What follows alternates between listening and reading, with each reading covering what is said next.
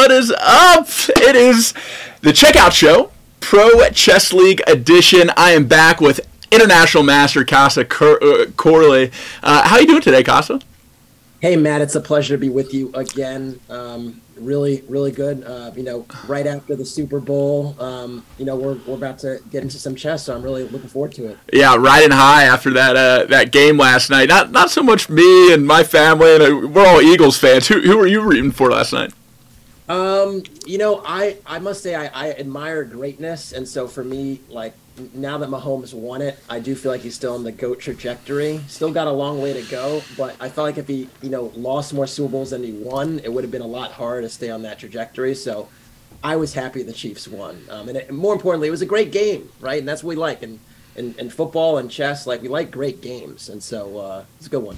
Amen to that, yeah, and apologize. We are starting a little bit late today. That is my responsibility. Some technical difficulties on my end, but I'm glad we're all in here. I see a lot of chess fans in the chat, and we're gonna dive in today. We have something cool that we want to run by you. It will be a new start to the show every time. We're thinking about doing a puzzle of the day, and so. While we start up, while we let people join, we'll have a puzzle up. You can try to study it. Try not to have any spoilers in the chat until we're ready to open it up to see who has solutions. But Kassa, you prepared a puzzle today, right? Yeah, and I'm actually going to give a shout out to one of my community team members here at chess.com, Trim, who actually shared this with me. It's pretty tricky one, so if you don't get it, that's totally okay. And it took me a moment, but it's a beautiful one, and hopefully you can enjoy it. It's white to move. Do we have this on screen, Matt? It's white to move. We do. So here we go. Okay. Yeah. You can sit on that for a few minutes. Black's king is kind of airy, but black is up a piece, and white has to kind of make something happen quickly. So do with that as you may while we finish up these introductions here. So Matt, we're talking Pro Chess League.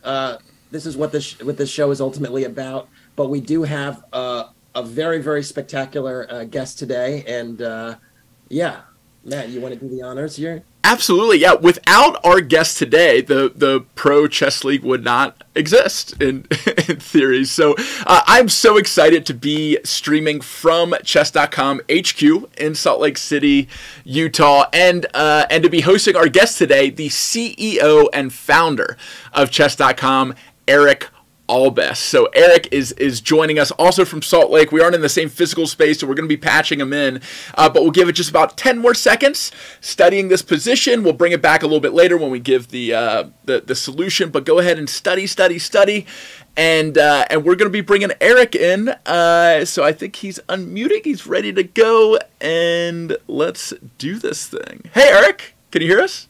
Yeah, I can. How you doing? Awesome, doing well. Thanks so much for taking time out of your busy day and joining us today. Absolutely, happy to be here. Talk about Pro Chess League, growth of chess, anything you want. Amazing, yeah. So I'm so excited for this opportunity to co-host this Pro Chess League show weekly with Kassa, and without chess.com and without what you've built, none of this would be possible. So I'd actually love to start at the beginning. I'd love to go back to 2005 or whenever you were thinking about starting chess.com. And understand how we got here, because now we're in the middle of this chess boom. Everyone and their mother's playing chess, and it wasn't always like that, was it?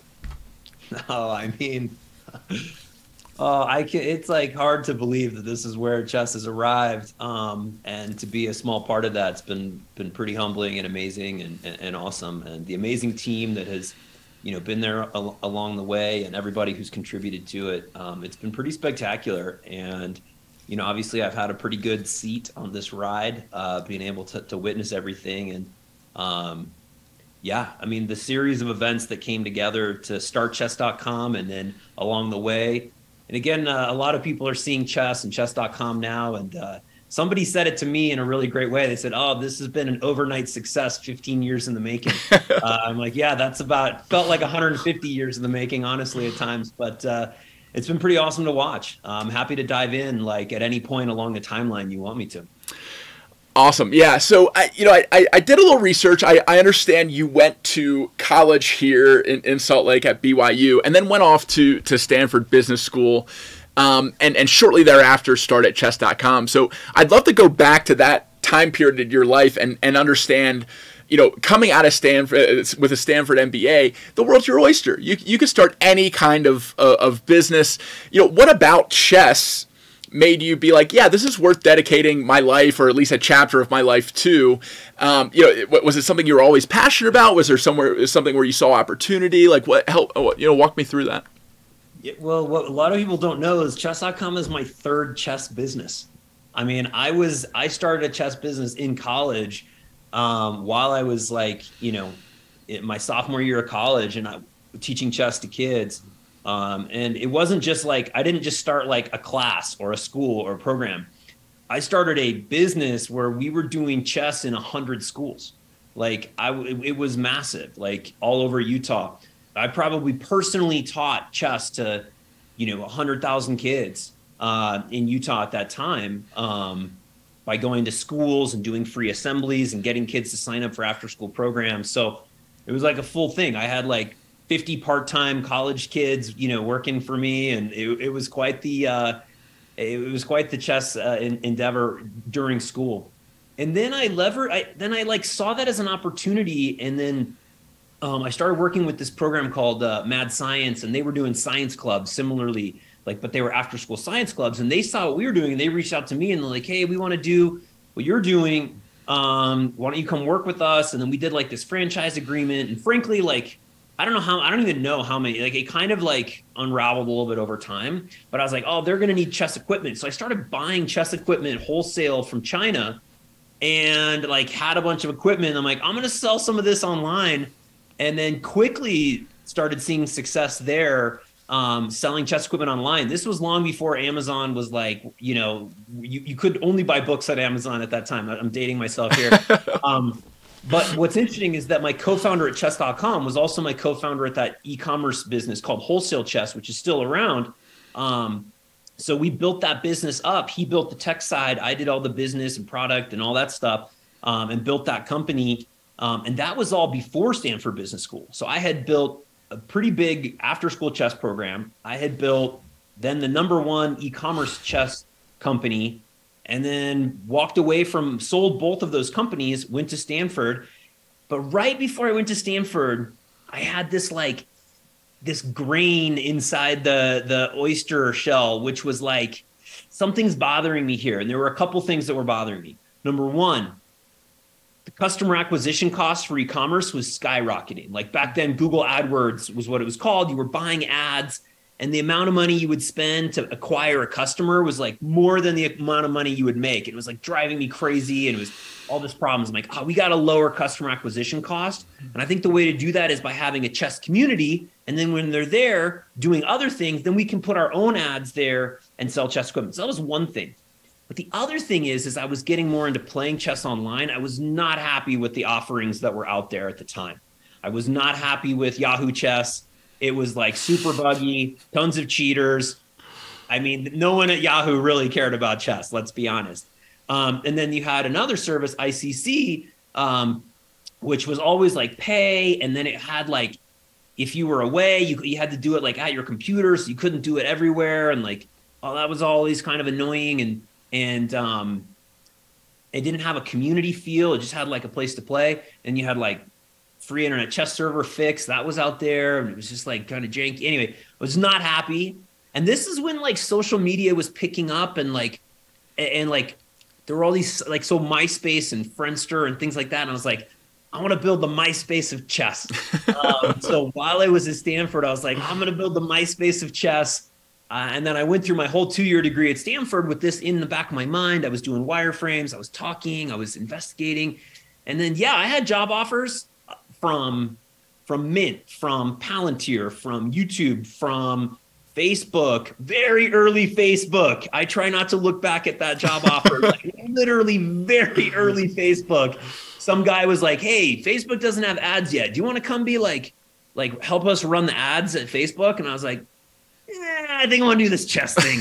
Anyway, all my classmates who went and did that opportunity, they're having a different life anyway. But I actually don't look back with regret on that, because that was part of a bigger, my classmates who did that was part of a bigger machine. And like, yeah, we know, but I'm actually not like mission aligned with a lot of what's going down in there. And so anyway, sorry, I'm rambling here, but the long story short is I did not take any of those jobs. I was just like, I feel good about chess. I want to keep building this. I want to do this. And like, maybe we'll do something else in the future. But like, it's just inside of me, man. It was just like a drive inside of me. It was like, we have to make a community for chess online. We have to do that. And so Jay, my friend from college, who was then my co-founder of Wholesale Chess, he's like, all right, I'll do it with you. And the two of us. And then we started to bring amazing people together. And a bunch of those people are still with us, 16 years later. That's incredible. And I have so much respect for those who go their own way, follow their passion, and build a life around that, which you're a great example of. And one of the other things I found interesting about chess.com is that there was never any kind of outside investment. It didn't go the typical startup route of getting VC funding, having the pitch deck, the term sheet, the whole deal. Like you and Jay bootstrapped this. You built it from from passion and hard work, and 17 years later, here we are. And is that still the case? Still no outside funding, profitable since day one? Is that still no outside funding, still profitable? We do have investors, but they've always purchased like secondary shares, meaning like they're just on the cap table buying out from ownership. But I do have to slightly correct that story. Okay. We probably would have taken outside funding if any investor had said anything other than, this is too small, you're never going to go anywhere, like this is not investable. Okay. Like literally I heard that from VCs literally up and down, like, because I was a Stanford, like every VC was like, sure, you're a Stanford Business School, I'll meet with you, like blah blah. I met with everyone was like, too small, never going to be anything, don't spend your time on this. Wow. I'm not investing in this. And I was like, okay, so anyway, I did actually borrow $70,000 from my friend's mom, but it was a loan and I paid it back with interest. So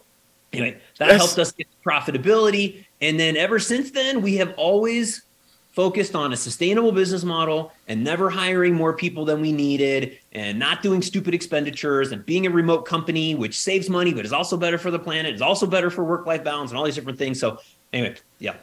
Incredible. I love it. And let's I like the seeds of this business and what it's grown into is so inspiring and so awesome.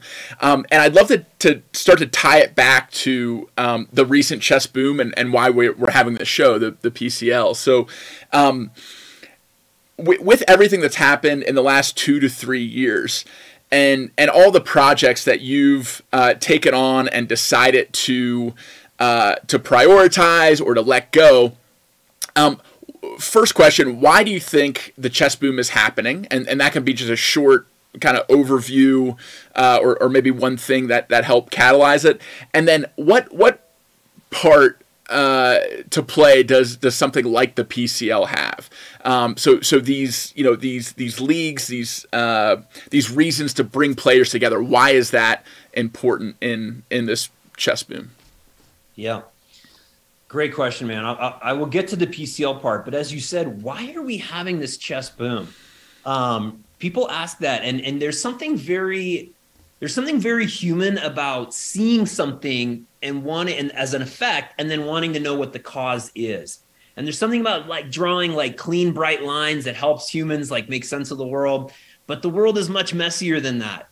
I would say, like, if you picture a garden, right, or a farm, more complex than a garden, a farm, and you picture everything that goes into that. You've got soil prep, you've got irrigation, you've got like, life cycle management of all these different things. You've got planting, you've got harvesting, you've got, maintenance, you've got all these different pieces. That is really what this story and this boom is about. And everybody now is seeing kind of the harvest moment of this, where all this, all this good stuff and abundance is happening. But we have been cultivating soil, planting seeds, working on irrigation, doing all these things to make this all possible. And then it has all come together at the right moment. Mm-hmm. So it's like you can say, yeah, it was this thing and this thing and this thing together. But really, it was vision, it was strategy, it was tactics, it was team, it was things that we decided to do. It was moments of like saying yes to this and no to that. And so, yes, we could try to reduce it down to a couple of things, but then there's why did we do those things and why did they take root? And really, it's just such a complex organism of what happened. And so, you can point to the end things. Mittens was fun and made everybody excited.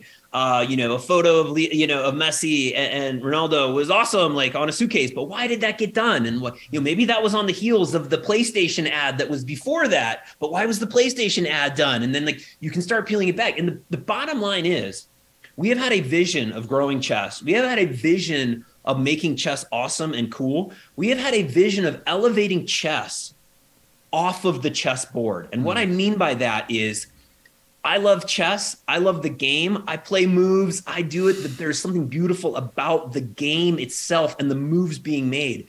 But there is something so much deeper beyond that to elevate out of. There are storylines. There are characters. There are players. There are narratives. There is humor. There is memes. There is energy that exists outside of that. And as chess.com has worked to amplify and lift the game beyond just the moves being made on the board, that is what has opened the minds, I think, of a broader audience to say chess is deeper than just E4, E5, right? It is deeper than that. It is cooler than that. It is more interesting to that. The drama is there. And as we've started to tell those stories and use social media and other platforms to amplify that, we have made the game more interesting. But it's not we made it more interesting. We just surfaced that it has always been more interesting. And so we refocused and relensed and got to that. And then the world took notice. And then the media was like, oh my gosh, chess is fascinating. We're like, yeah, no duh. We knew this, but we're glad we could show this to you. And it's starting to pay off. And it's especially starting to pay off at younger generations. Like at beginning, it was like it was what it was. And then we got interest of professionals kind of in their careers and people kind of in their 20s and 30s. They got interested. But now that what we're seeing with the younger generation, junior high and high school kids, it has exploded. And I'm just excited to see how that has progressed down and what the fruits of that are going to give for decades forward. Absolutely. The way you build a new sport like a chess boxing, you get kids into it. They grow up with it. And so that the fact that it's not only old people that grew up playing over the board are the only chess players. It's no, my little siblings, there are Danny's kids, Danny Wrench's kids. You keep going younger and younger, and chess is still alive and well in the younger generations. And just to pull out one or two interesting things that you said that I want to reinforce, that the overnight success pointing to one thing fallacy. It's no, it's a 15-year overnight success. It's the vision, it's the hard work. Nothing happens like that, and this is a great example of that. And I also love how you said it's strategy and tactics paying off. It's such a great chess tie-in. And so to bring this full circle and to the PCL. Framing that drama that you talked about, starting to identify personalities, players in the sport, and getting people bought in on not just a intellectual, I want to improve the game, so I'm going to study this player, but on a personal level. Hey, this is where this person's from. This is what team they're on in the PCL. This is some drama that went down between this player and this player. I think those storylines are also helping to reinforce and make chess stickier, which is why I'm so excited to be doing this show with Kassa and with chess.com, because I think that one of the coolest parts of chess that isn't as widespread yet is a league like an NFL for chess where all of these storylines and players can play out. and that's really my passion is the storytelling side of this beautiful game that we all love. So, when did the idea for a PCL or something like it, come to you or come to your team, and why has it been a priority and grown the way that it has? Yeah. So first of all, it's a huge topic. I'm excited about this as well. Like, it's stories, it's everything you said. We have to go back in time a lot to see this. Like, this was not like a chess league. Obviously, leagues have existed in lots of sports for a very long time. So chess being a sport or a game, however you consider it, like, it's not totally novel. They're like, oh my gosh, we should do it. Like, this was around. There were leagues and different things being played for a long time. But what kind of caught our eye early was that there was a U.S. chess league.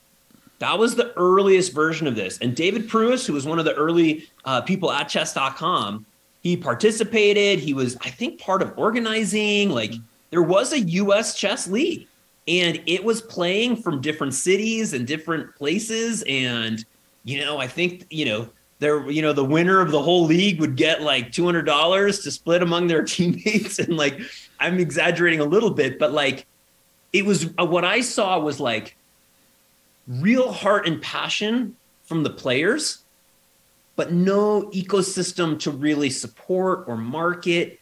It was almost like a league just for the players and some real hardcore fans. It wasn't broad.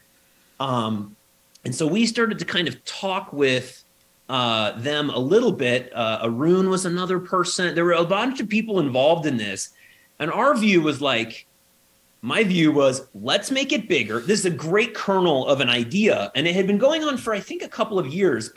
And so a lot of it was there. And I was like, okay, we need to make it international because chess is international and chess.com is international. And we're going to get way more buy-in if we get global appeal here. And secondly, like, we need to put some support and infrastructure behind this, both like bigger prizes, like real shows and coverage. Because again, at that point, it was like some team names, maybe some logos, but like people didn't know. And like, wasn't any marketing or storytelling. It was just like, this team beat this team and look at this great game. Okay, that's cool. But that appeals to like this. And I was like, to your point, you got to tell the bigger stories. And so that was kind of the view around that. And so, we wanted to do we thought about the time controls and we loved Rapid for that. So the Professional Rapid Online, PRO, that's how we came up with the Pro Chess League, Professional Rapid Online Chess League. And it was going to be global. And we looked at different cities and, it just kind of started to snowball from there. We did get some early support from Twitch too, who helped us run some kind of in-person finals. They saw a lot of potential in this as well. And so, it just kind of was like, it was the culmination of chess as a broader, visible spectator sport outside of kind of just top chess. But like, how do we bring in these other angles, younger players, female players, like a lot of like, instead of just it being the same old faces, like how do we add more faces, add more names, add more representation, add more geographic representation into something and blow it up? And I will say, as a hardcore fan, it served my needs in many ways. COVID was obviously a problem with it, but it took a backseat at that time. But I will say that it hadn't reached where we needed it to go. And part of it was us learning, and part of it was that maybe the audience wasn't ready or some of the demographics. But I think we're now on the cusp now of where it did grow and it got better and it was really cool and it was hype and it was amazing matches.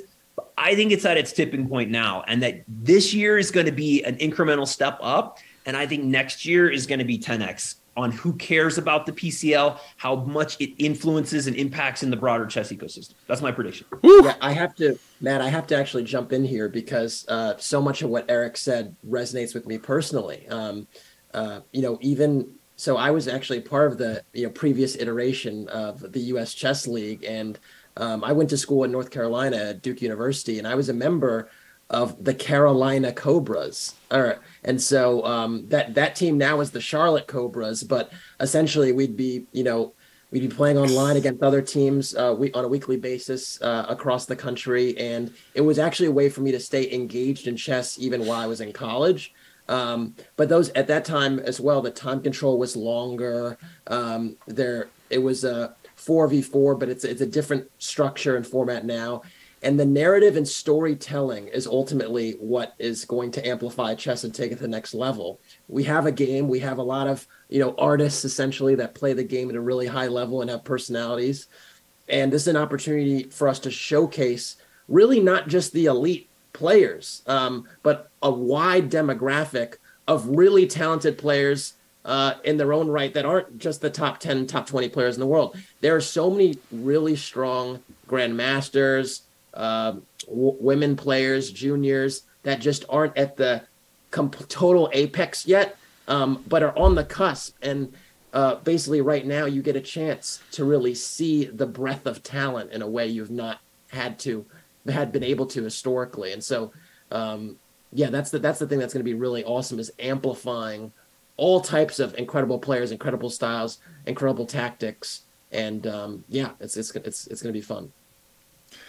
Amen. And to get that context, it's perfect you're co-hosting the show, and especially given a matchup we have coming up this week. Your I don't know if alma mater, your former team, is one of the big matchups this week that we're going to get into talking about, which I'm really excited about. So real quick, gotta address chat here. Chat, if you have questions for Erik, we will be wrapping this up in the next few minutes. So if you do have any questions, drop them in chat now. And we are doing a giveaway for diamond memberships on chess.com for this episode. So if you want to enter that, you can highlight your message in chat. That uses channel points. So if you haven't already, follow. That gets you enough channel points to highlight a message. That's one entry. And then with the puzzles that we have and stuff, you'll be able to earn more channel points to get more entries into winning these memberships. So you can ask a question, don't have to highlight. You can highlight it, get an entry, but shifting gears a little bit while we wait for some of those questions and entries to come in. Erik, one of my favorite things about you and your CCO, your Chief Chess Officer, Danny Wrench, is that you work out together every morning. And maybe not a lot of people know this, but you're both big-time CrossFitters. You've made, fitness a part of not just your life personally, but it's woven into your professional life. And when I got to know you in LA in December, you shared with me that some great ideas and conversations come from, these CrossFit supersets or the WODs, the workouts of the day. So it'd be awesome if you could talk a little bit about your fitness life, how it weaves into your professional and personal life, and why it's important for chess players to take a page out of that book. Because one of the components of this show is to incorporate wellness into every show. We have a wellness break where we go over something else that people can do around the middle of the show. So I think you're just such an awesome example of this. Can you share a little bit about fitness in your life? Sure. When I started chess.com, basically in 2000, kind of 5, 6, 7, 8, 9, I was staying up till, 2 in the morning, working with Jay. We were just struggling to just work, 16 hours a day to do things. I was in an unhealthy place, like my mental game. I was trying to do all this, but it was stressful. I could barely manage the stress. I had a young family and no money and doing a startup. And I was not in a healthy place in 2009. I actually got a blood clot in my arm at age 30, which you do not want to have. Your doctor being like, hey man, you're going to be on meds for the rest of your life. And you have a blood clot. That's not good. So it was a real wake-up call for me. And I was like, okay, I am going to immediately do something.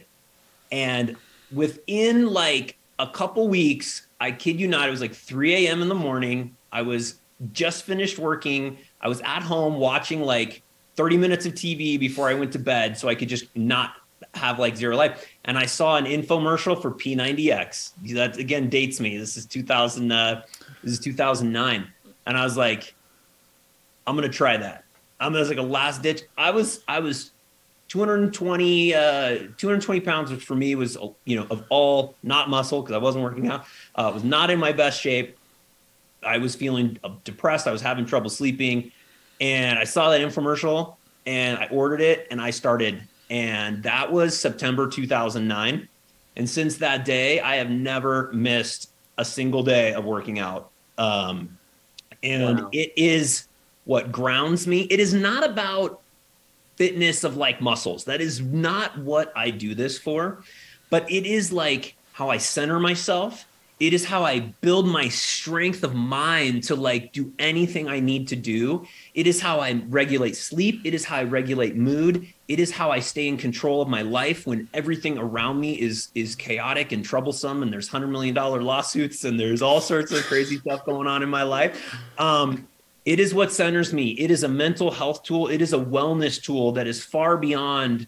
And I think it has, you know, I'm 45 years old, and I think it has held my age back, like from aging. Like it has programmed me inside to just be younger, act younger, all these different things. I cannot talk enough about the benefits of fitness that have nothing to do with how big your arms look inside of your shirt. Like I could not care less. But anyway, I work out all the time. Danny and I work out daily, almost every day together. And we talk a lot. We're on the exercise bike, on the assault bike, trying to do calories, and we're arguing over this and that, or we're in the middle of bench press reps and like, you know, talking strategy and stuff. So it's a big, huge part of my life and Danny's life. And it's a big part of chess.com's planning and life, even though most people don't know that.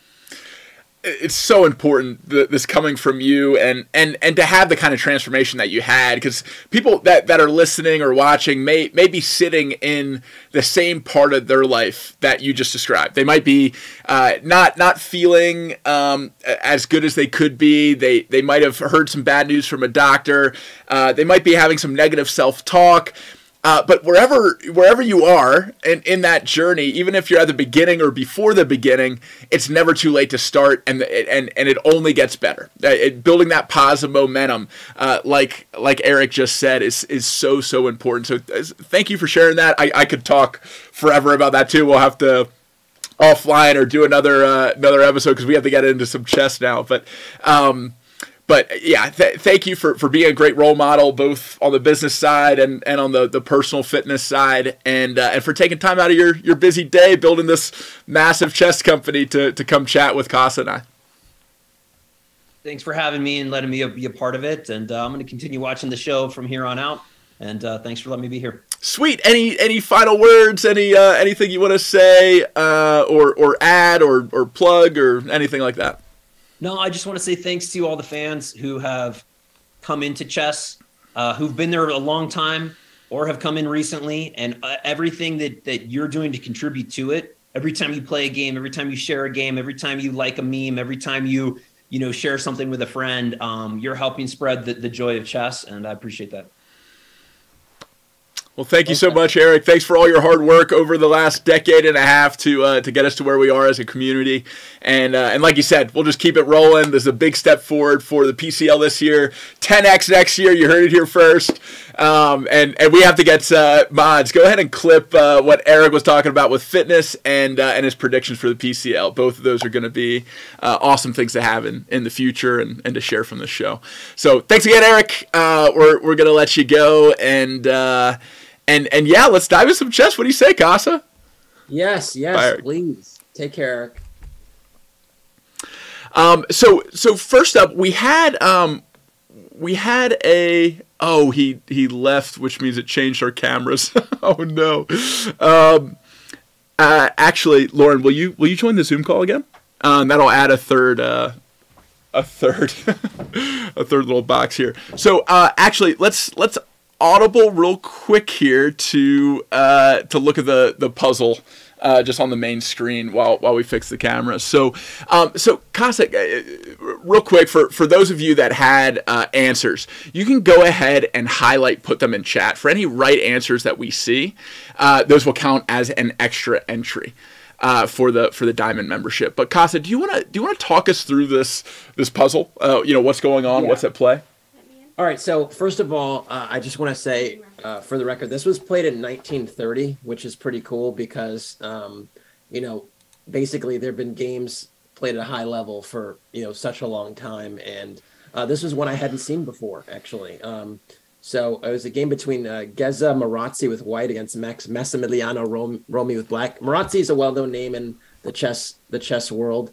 But essentially here, white is down a piece, but the black king is very exposed. So the question is, how do you take advantage of that king that's really exposed while your queen is attacked on h6, and while there's maybe some phantom pressure on g2 as well?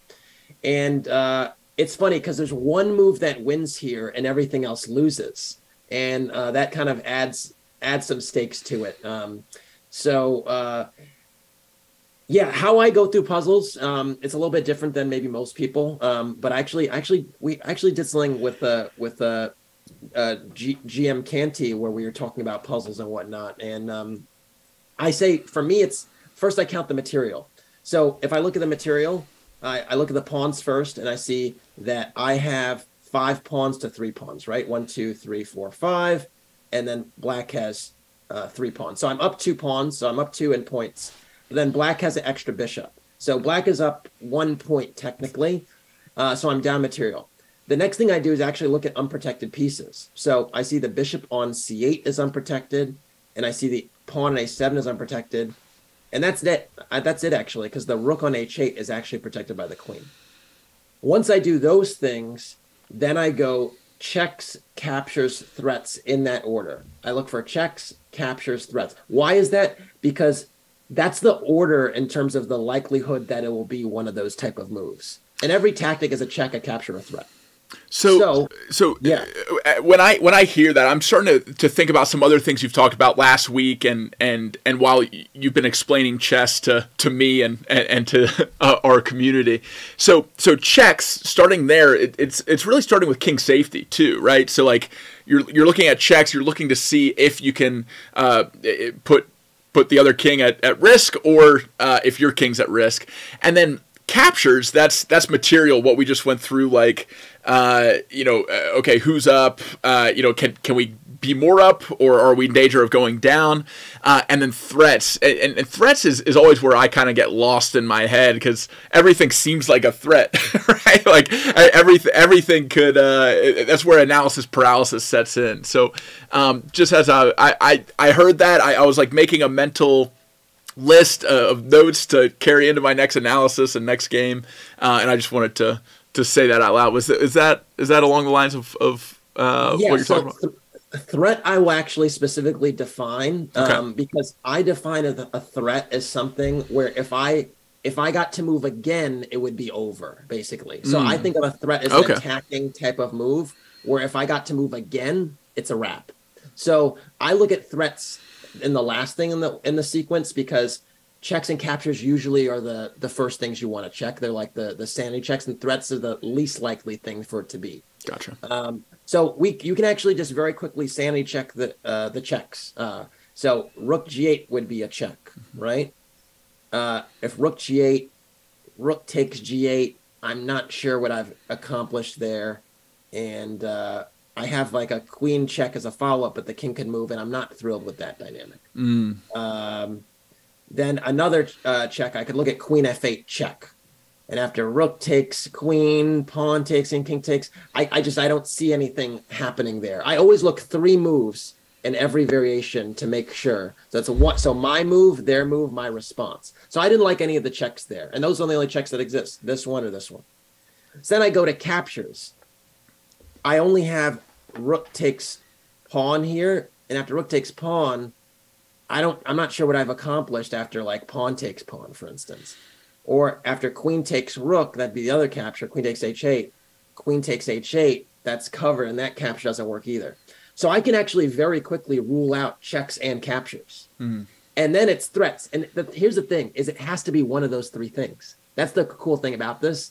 It has to be a check, a capture, or a threat. So if you don't see a check or a capture that's particularly appealing, it has to be a threat.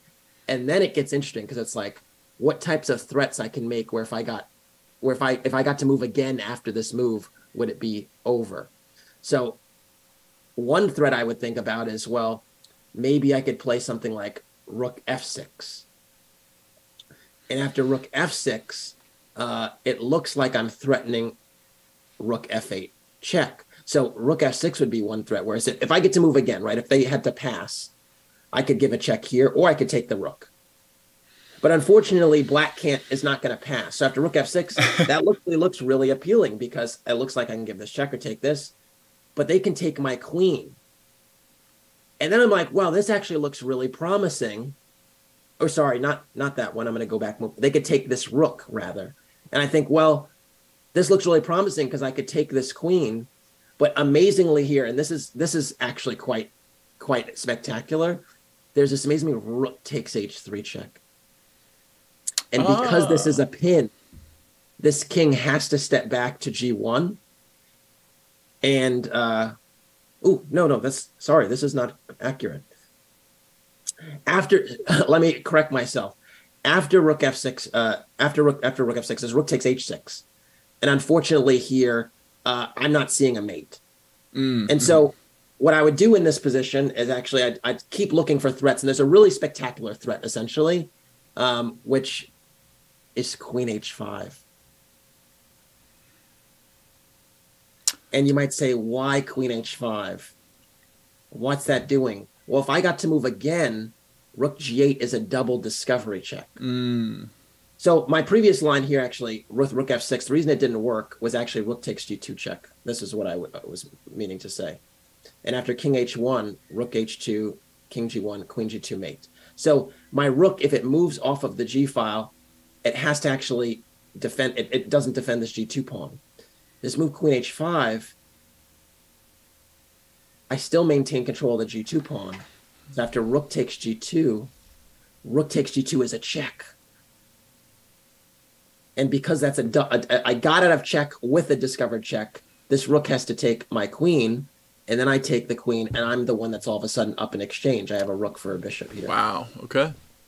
So queen h5 is like some incredible sorcery, where essentially you're creating a threat, like a very nascent threat with rook g8 out of the blue, and whichever way they deal with it, if they take with rook takes g2, there's rook takes g2, discovered check, that's winning.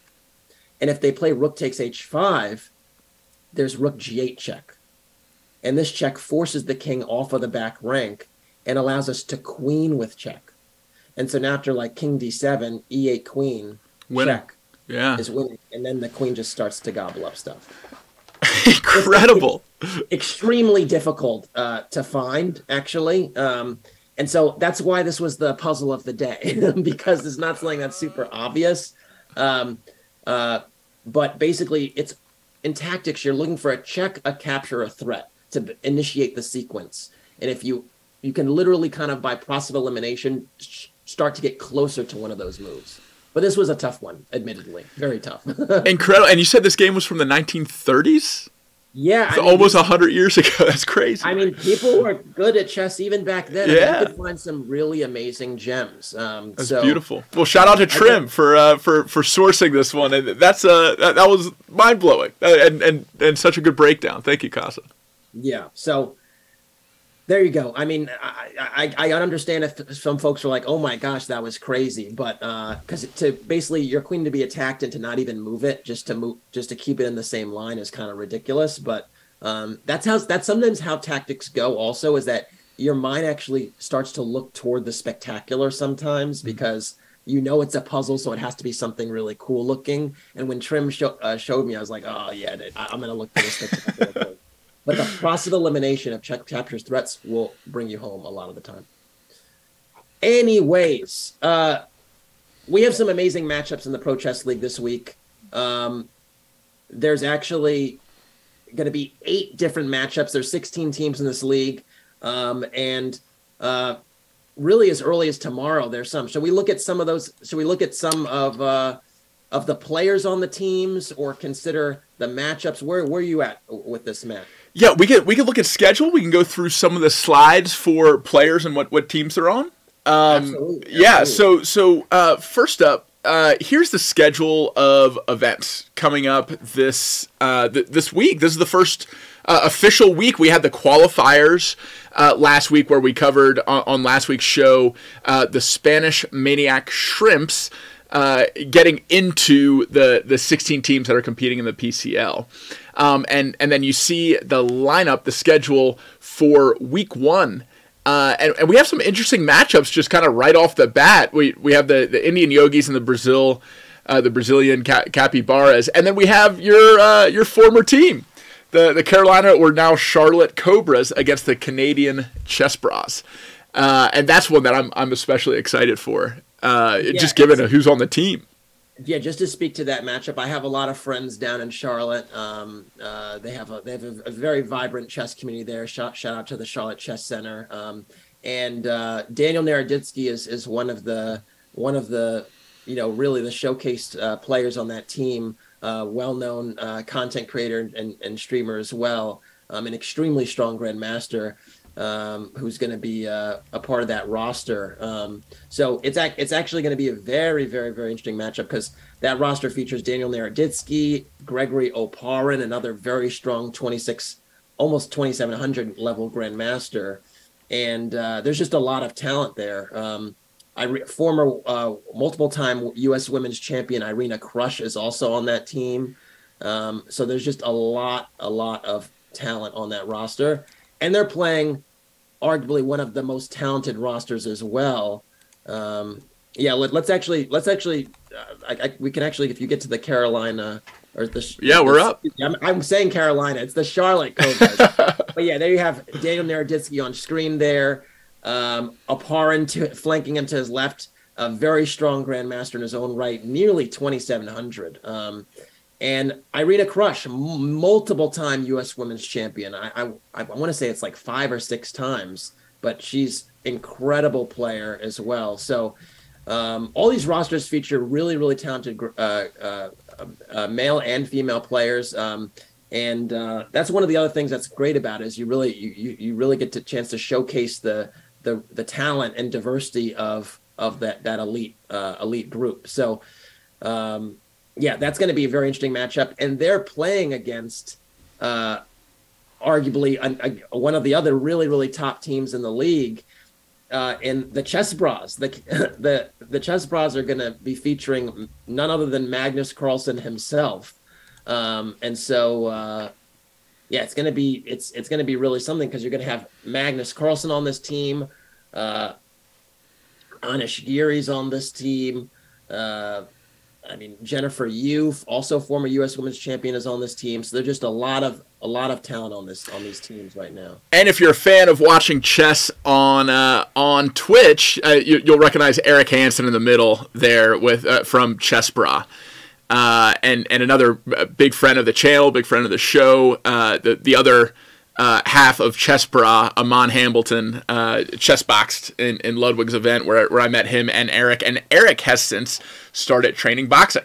So a little crossover there. And honestly, Kassa, this is my pick for winning the whole thing. I mean, like this seems like such a stacked team. I can't see how anyone's going to take them on, but if anyone can, maybe it's your former team, the Carolina now Charlotte Cobras, which is the matchup for week 1. Well, here's the thing. I think we should point out a few things from a housekeeping perspective for the league. So, first of all, there are going to be 4 players that start on a team every week, and so even though the rosters are deeper than 4 players, it's going to be 4-on-4.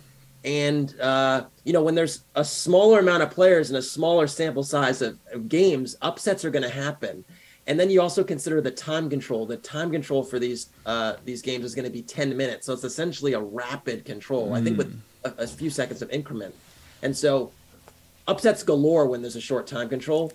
And then, again, the other thing is that, you really never know on a week-to-week basis who's going to be hot. And I think there's going to be situations where, momentum is really going to be a really key thing. And so, if basically they're playing to 8.5 on a week-to-week basis. So it's 4-on-4, playing to 8.5 team points. And so, if one team sweeps the other team in one round, that's 4-0. And then if there's a minimum of 3 rounds that are going to be played to get to that 8.5 score. And so if you think about it that way, if someone just rattles off several wins in 3 or 4 rounds, that could make that could be the huge difference in a win and a loss for a team, even though a team theoretically has more stacked players. And one example of this is, I'd say, is in the Chess Olympiad, right? Which is basically where the greatest nations in the world compete against each other. The number one seed in the Olympiad, I don't think has won for an incredibly long time. I can recall the Russian team, for instance, that's been, had some of like the top 10 players in the world year after year after year, until quite recently, have not gotten the gold medal. And so just because you're a favorite does not actually mean you're going to win it. Well put. And I think this segues perfectly into something that I know both of us are really excited about with this PCL season, which is the fantasy component of it. So when you're talking about the time controls, the upsets, I almost get goosebumps because that's such a fun part of other sports that is now coming to chess. We're going to be able to not just make predictions in Twitch chat or to our friends. We're going to be able to earn points and play fantasy in chess like we can in other sports. And so I'd love to cover that now, Kassa, if that sounds good to you. I feel like before we get into the fantasy component, we should just highlight some of these players' actual games and so on, their talents, because basically we have this suite of incredible players, right? And most people know the Magnus Carlsens of the world or the Fabiano Caruanas of the world. But there are so many players that are super talented. And I actually pulled games. I've pulled little snippets from players' games that I think would be really important to see. What is the talent we're working with? You know what I mean? There's super, super incredible talent. What do you think about that? Can we look at a few game snippets? What do you think? I love it. So we just teased the fantasy component, which we're going to get to at the end of the episode. If you want a little sneak peek of that, !fantasy will bring you into how to enter that. So if you want to go ahead and have that up for later in the episode when we go through it, !fantasy. And I can't wait to dive into these games. So let's go ahead and do this thing. All right. So there are 16 teams. We can't cover every player on every team. There are just too many teams. But I figured we could maybe take a few highlights from each team, go relatively quickly. Maybe we won't get to every team, but you'll get a sense of what these players are truly capable of. And I'm gonna go in alphabetical order. So we'll start with the Berlin Bears. Let's do it. The Berlin Bears have some really talented players. One of them is Anton Korobov, very strong grandmaster. 2680 level player. And in this position, Anton is white against a grandmaster that actually lives in the U.S. right now as a coach named Bartolomei Machea. Bartek is what he's known as for short. And Anton can deliver some pretty incredible attacks. This is no different here. So, Matt, if I gave you, I'm gonna give us 30 seconds to kind of figure out what did white do in this position. And again, 30 seconds is not a ton of time, but we're going to go through a lot of snippets. So 30 seconds, white to move. There's a lot of pieces around black's king. How did Anton carry out his initiative? All right, so I'm looking at the board. Chat, look at the board. If you see some ideas or some potential moves, drop them into chat. And if you want to enter to win that diamond membership, like a couple of you already have, just highlight a message. That gets you an entry, and you can highlight a message with your guesses for this puzzle too. So we have about 15 seconds left on this puzzle. I mean, the king's safety is definitely something to consider here. Only one piece protecting that h7 pawn, and 4 power pieces for white. You're getting very warm, Matt. All over on that king's side. So I'm looking over there, and black has a good counterattack with that bishop battery with the queen gunning down g2 too. Hot. Very, very hot. So this is a fun one, guys. So you picked a good one to start out with. Starting out with a bang. All right, so the first move here, literally is basically you're staring down the receiver, Matt. Like if bishop takes h7 check, and the point is, like you said, there's actually only one defender of that h7 pawn, so knight takes has to be played. And here's actually the interesting moment, because you would love to play rook h3 and slide that rook over, because of the rook and the queen battery, there'd be a checkmate on h8. Mm-hmm. But you can't do that because the queen and bishop over here are lined up on g2. And so the follow-up is really the brilliant part. And the follow-up is bishop f6. And the idea now is with bishop f6, there's rook takes g7 check threat, which also maintains protection of the g2 pawn. And once the pawn on g7 goes, the queen also gets to dive in to h7.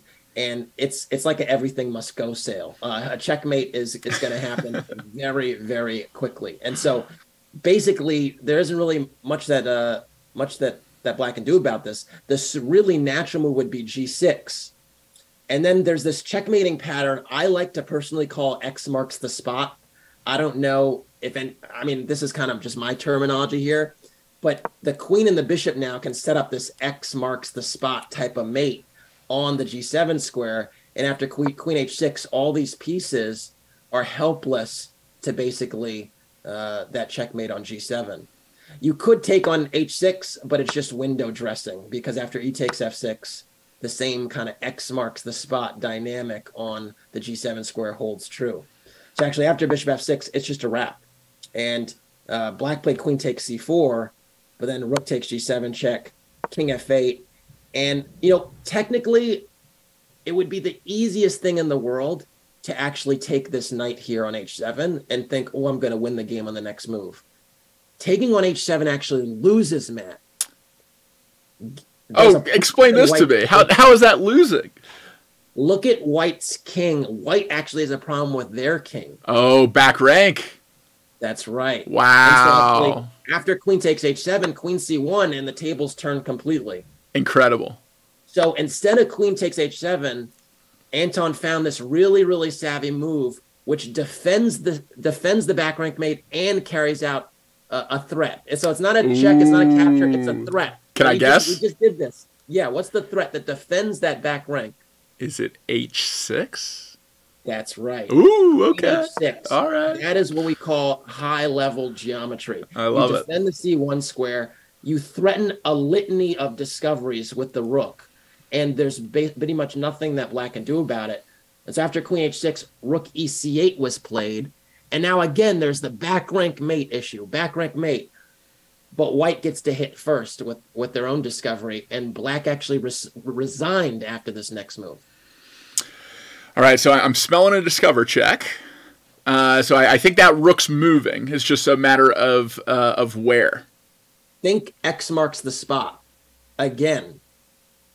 Interesting. Okay, X marks the spot again. So a similar kind of checkmate. We need to get that rook out of the way. Are we taking the? So this may not be the solution, but one move I'm looking at is taking the rook back to this square. Yeah, so you can actually totally take the rook back and actually take the queen with check. Well, not with check. You can play rook g4, discovery check, king moves, and then take the queen. You actually win. So you're right, actually. You're actually right there. But there's a mate in 2. Okay, so we can win faster. Okay. Yeah, exactly. Yeah, these really strong players, they like to be like efficient. Efficient. Like it's just brutal sometimes. And the move is rook g8 check. Okay. Oh, it's just it's forcing the king to take and then setting up the X marks the spot checkmate again. That's right. I love it. And so this is Anton Korbov. This is a guy on the Berlin Bears. Watch out, because he can do stuff like this pretty much on demand. And this is the caliber of player we're talking about. Like, it's super hard to initiate attacks like this at the higher levels, and Anton does it really well here. I mean, just really incredible. So Anton's a beast. Oh yeah, total beast. So who are the Berlin Bears playing this week? Yeah, so the Berlin Bears, that's actually a really good question. The Berlin Bears are playing the Gotham Knights. There we go. That's another team I'm super excited about. It's managed by Levy, Gotham Chess, right? The Gotham Knights are another very, very serious team. They have featured none other than Hikaru Nakamura on the roster. Heard of him. Lei Kwang Lian, he's actually he heads up the Webster chess program, but is also a 2700 grandmaster in his own right. Natalia Buksa, a very, very, very strong international master. She's just really, really good. and I think I actually pulled one or two of her games as well. Oh, sweet. So yeah, just the lineups are just insane and totally insane. Let me show you one other moment from the Berlin Bears. This is actually from Josephine Heinemann. I actually have heard of Josephine Heinemann before. She's actually extremely talented. And I pulled this game because it actually is reminiscent of something I saw when I was a kid. And I could not believe she basically replicated this. So you remember your history classes at all, Matt? I was a history major in college. I had a lot of those. So do you recall Sherman's March? I do. I live in the city where that was most affected by it. I can tell you a little something about Sherman's March. All right. So for our it's not English, excuse me, our non-American viewers here, because it's a part of American history. You want to give us a little 30-second taste of what Sherman's March was? Yeah, so Sherman was a general for the Union, the north of the United States, who in our Civil War was fighting against the southern United States. And one of the main cities for the South that was a stronghold was Atlanta, where I'm from, where I live. And Sherman's March refers to the general from the Union, Sherman, marching from Atlanta to Savannah and burning every structure over 2 stories along his march. So he won every battle from Atlanta to Savannah and completely razed the state of Georgia, which is why Atlanta is called the City of the Phoenix, because we rose from the ashes after the Civil War, rebuilding everything that Sherman burnt. So that was way better than I could do. I just knew Sherman basically messed things up. Okay. I did know about the burning of land. I did not know exactly where it was, but that's really good. And the reason I mentioned that is because Josephine, in a position full of pieces, she basically goes on her own Sherman's March. I love it. Check this out. So black played rook b8 here. And then it's white to move. And this is just an incredible sequence, truly artistic.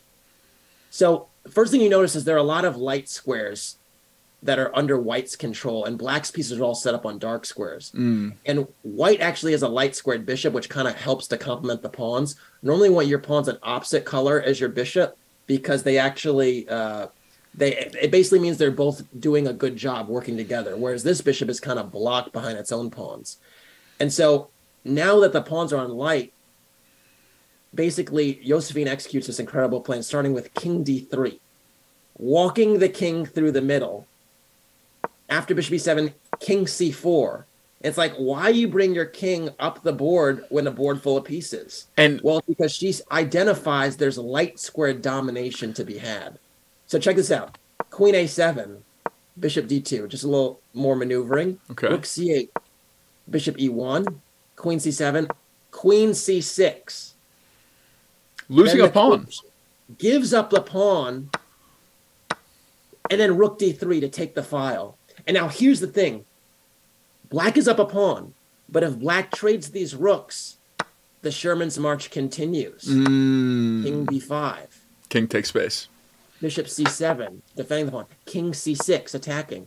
Bishop d8, still defending the pawn. King d7, attacking this bishop. And then it's actually trapped. Oh my gosh, there's no squares to go to. So what? C7 and E7 are both taken, so the king can get the bishop anywhere he goes. Exactly. So she recognized that I have this amazing play on the light squares. I can trade the queens and then march with my king, and that's what she did. She brought the king. She fixed the pawns on the light squares. This extra pawn on the king side that makes us a 4 versus 3 is actually not particularly useful because it's backward and covered. And she just marches her king all the way in there. Basically shakes. Moves around the furniture. Puts her feet up on the sofa, and all of a sudden, all those pawns are basically collapse on the queen side, and she basically makes a queen. I have not seen that very often in chess. She literally marched her king all the way up there in a board full of pieces and won the game. That is talent. I mean, looking at this starting position, my teeny tiny brain was like, it's completely locked. Like I wouldn't even know where to begin starting to break down this position or trying to advance. I don't know where to start. And to walk your king up, to take away all the squares for your queen. So you're essentially taking away the piece that can move the furthest to the most squares, taking away all the queen's squares, and then breaking through. That was an incredible moment. And so Kassa, remind me, all of these games are from qualifications. That just this last week, or just all past games? Yeah, so I took a collection of past games because there's really one team from qualification, the Spanish Maniac Shrimps, that was playing in the qualifiers last week. Right. Okay. The other 15 teams have not really played. They just are in the league. They're strong enough. They qualified, and now they're gonna have to. They're all gonna contend with one another. And I think in particular, every roster, has a really talented female players, really talented women, and they're going to actually be really, really important to determining the outcomes of these matches. And so, to be aware of the full roster is going to be really important when you make your decisions about who to pick on a week-to-week basis. With a fantasy, that's right. Yeah, so it's going to really matter. And I'm so excited that this week it changes. Qualifications, we have one team coming through, the Spanish Maniac Shrimps, like you said, but this week they're all playing each other, and this is such a great little preview. So do we have another game set up? Yeah, of course. I got games galore. So let's actually talk about the Spanish Maniac Shrimps, because they're actually the qualification team, and we looked at games of theirs last week. They're playing the Norway Gnomes. Now it's kind of funny because the Norway Gnomes feature players that I wouldn't have thought would be on the Norwegian team. But one such player is actually Nino Batsiashvili. She's an incredibly strong international master, 2456 rated player.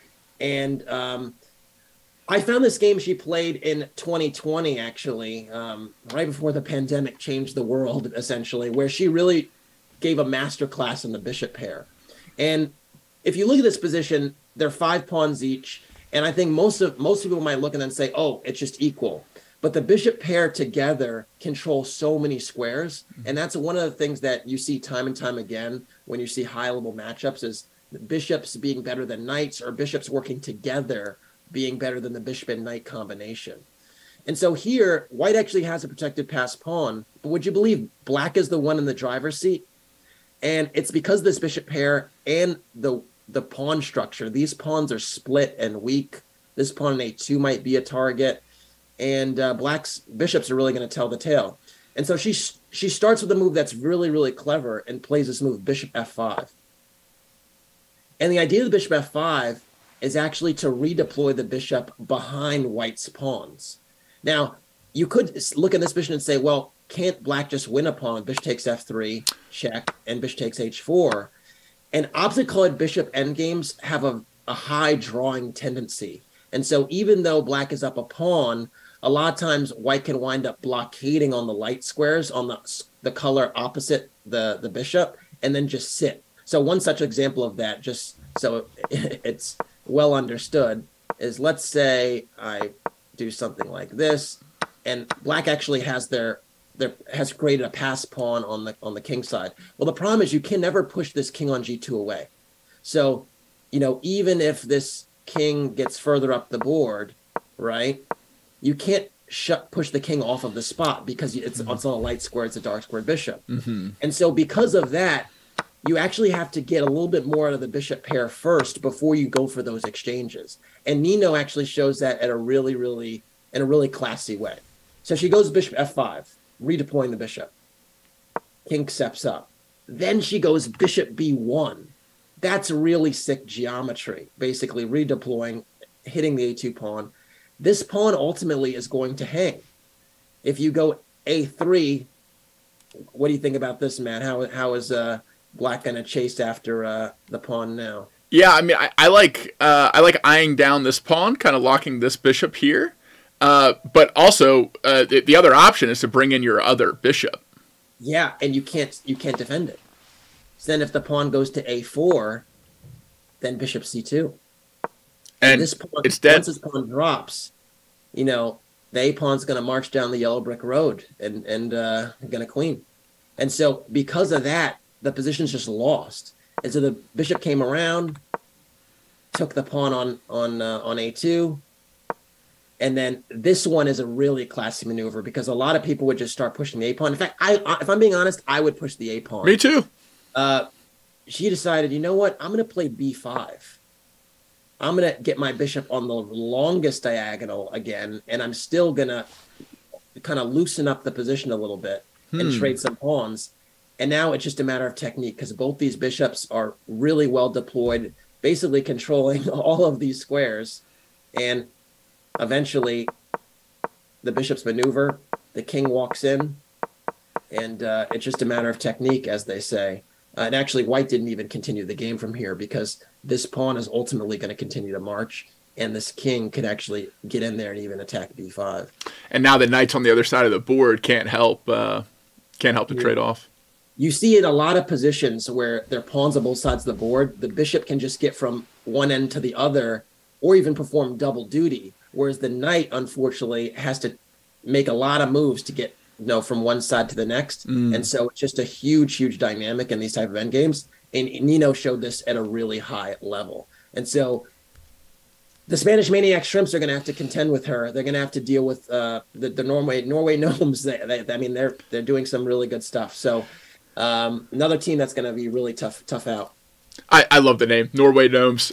and just in case you want to take another peek at who else is on the Norway Gnomes, we have it up on screen now. So we just went over one of Nino's games down there, second to the bottom, but here are the other players coming up and going against. Who did you say they're up against? They're against the qualifiers, right? Spanish Maniac Shrimps. Maniac Shrimps. Nice. Yeah. Okay. And again, Salem Saleh, very strong player, pushing nearly 2,700. David Howell, an English grandmaster. I think he might actually live in Norway right now, but he's also very well-known player and commentator for the Champions Chess Tour. So a lot of folks might have seen him last week, but he's a strong grandmaster in his own right. So super dangerous lineup. Incredible. Yeah, and that just wrapped up, right? So we had Magnus, Hikaru, and was it Wesley? The top three? Yeah, so Magnus beat Hikaru in the final. And it was those guys. Yeah, they definitely were there towards the end. So the cool thing about this league is you're going to have these really elite grandmasters playing, and then you're going to also have the cream of the crop of the folks just below them, and that are gunning for them. Again, I think there's going to be pressure on some of the top seeds to dominate their matchups. So if you see, over the course of, if it's the first to 8.5, right, and you have you basically probably going to get 4 games each matchup. The highest rated player really has pressure on them to get like 3.5 out of 4 or 4 out of 4 to kind of help out the rest of their team, right? And so it's going to be, a lot of the players playing Magnus are going to have a huge, or any of the top seeds going to have a huge opportunity to just nick them for half a point or even beat them, and that's going to affect their team's overall score. So the way it works, it'll be 4-on-4 for basically 3 or 4 rounds in a row. That's one of the most special things about the PCL is it is a team sport. You think of chess so much as an individual expression. You go into tournaments, you advance, you win. But this, everyone helps or hurts each other depending on how they do from week to week, which I think is going to be really exciting to play out, especially with what you mentioned before, the shorter time control, the matchups from week to week changing. It's going to be really, really cool, really dynamic. Yeah, exactly. Should we talk about another matchup that I'm really looking forward to? Absolutely. Now, this is an interesting name, the Team MGD1. I'm trying to figure out what this stands for. I'm sure it's the acronym of some sort. And they're playing the Blitz. And MGD1 is a team full of really, really strong grandmasters, mostly Indian grandmasters. One of those players is Arjun Arigasi, who to me is, and to most of the chess world, is one of the really premier top talents out there right now, and he's already above 2,700. Wow. He's basically, I think he's gained maybe like almost 100 points in the last year or so, which is insane when you get to that level. And I pull up this game here against MVL, which is really remarkable. I actually saw this game live. It was during the World Rapid Championship, and I looked at this position and thought, man, this is super complicated. White is definitely winning, but it's going to be hard to win it. You see these triple pawns here on the C file. They're really, kind of weird looking, but they control a lot of squares. And I thought, okay, MVL, the French Grandmaster, is one of the trickiest players in the world, particularly in shorter time controls. And so he would get some counterplay against this king on B1. And I thought that Arjun here really displayed a ton of maturity when it came to actually converting this game. And so check this out. So first he played king C2. His rook on D6 is attacked, but he doesn't move it because he sees that he's actually going to have protected pass pawns of 6 rank. So he doesn't move the rook and just plays king C2. That is ridiculous, just to allow this phalanx to just exist here. Then the rook comes to A7. I'm like, okay, well, the rook might swing around, do some damage. He goes rook G1. He just backs up. And all the MVL could do is wait, because if you actually take this rook, Arjun's going to take with the E-pawn and have 2 connected pass pawns so close to the queening square. Wow. I was thinking he would undouble his pawns on the C file. But he's actually pulling another pawn over to get that majority to go advance. It's a carpool, all right. It's a carpool. and the crazy thing is, if you take with the C pawn, this is the other idea, is that this knight hangs. And so by taking with the E pawn, he says, I'm going to still keep my knight anchored here, which basically blocks the rook from doing any real damage. So much better. And looks at the queening square. And so basically, black is really tied down, and so black waits. But the question is, how do you win this game? Because black can shuffle back and forth. How is white going to go forward and win? And I just thought here, it's just the patience of a young player to do what he did here is ridiculous. So he went rook H1, just defended the pawn, and then there's more waiting. Then the queen came in, defended the knight, because there was a double attack here. Then more waiting. Then the queen went this way and took the open file. More waiting. Then the knight comes in. More waiting. The knight maneuvers this way. Great outpost. More waiting. The rook comes around. More waiting. The rook dives in further. And it's just a methodical, controlled approach, understanding that, again, if you take here, say hello to these pawns. And so basically a few more maneuvering things happened. And then the king stepped up, which I thought was ridiculous, to basically float it to the king side where it's a little bit safer around pawns. And so instead of keeping the king over here on the queen side, where the position is ultimately going to open up, he says, let me just take a little walk over here while I have time and then break through. And that level of maturity and that level of patience is ridiculous. And then finally, the breakthrough happens, but with the king over here, as opposed to on the queen side on C2 or B2 like it was before. And then black ultimately resigned because... There it is. That level of maturity is rare for young players, where you have this nice position and you just are patient. And Arjun is one of the best at it. Oh, it reminded me of a boa constrictor, just slowly maneuvering to get tighter and tighter and tighter, and then finally crack them. I mean, that was such an awesome position. It's truly ridiculous what some of these top players can do. And another player on the MGD1 team, Harika Dranavali, she's been a really, really top player for a long time. And she's been she's actually been higher rated than she's listed in this game. It said 2495. I think she was pushing close to 2600 at some point. Wow. But this game against Parligras, a strong Romanian grandmaster, her bishop is attacked on A4, but you see this a lot. We saw in the game with Nino, the bishop pair. It's just lords over in a really ridiculous way. You see the king on B1 doesn't even have a square right now, with C2 being covered by the D3 pawn. And so in this position, Harika actually didn't move her bishop and instead played this nasty move, rook c2. And do you like windmills? Do you know, have you ever seen a windmill up close? You see how it just goes around and around and around? Funny you bring it up. Windmills are one of my favorite architectural fixtures. Yeah. Are we about to see one in this game? Yeah. So the Grandmaster here, Parley-Gross, didn't actually play it, but if he actually did take this bishop on a4, the queens would come off, and then a windmill would commence. Rook b2 check. Okay. I see it. And then discoveries galore. And goodbye knight. Goodbye knight. If the king goes back, we give another check. And we go here, we collect the bishop, and it's windmill galore. Now, admittedly, you also could try to go for checkmate. You could try to bring the rook back this way, and the king is actually short on squares.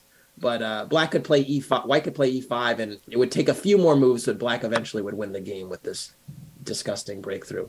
Wow. But yeah, windmills galore. So she went rook c2, creating these windmill ideas, and basically white can't allow that. So white played knight c4, trying to defend the b2 square. One thing you'll see in these rapid games, that in the Pro Chess League, and also in games in general with strong players, is their level of defense and tenacity is just crazy. It's really ridiculous how well people kind of, there's going to be ups and downs in these games because people defend so well. Like this tenacity is ridiculous. So anyway, so knight c4 defends the b2 square temporarily, and then b5, and attacking that knight. And when you have an attacking position, sometimes these moves kind of just flow, because it's like, all right, I want to get back to the b2 square, but the knight's in the way. Let me eliminate it.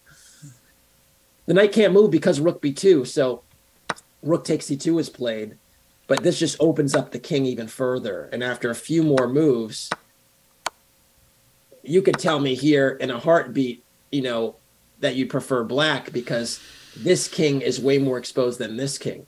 Now, here's actually the more important question. Would you trade queens or would you not trade queens, Matt?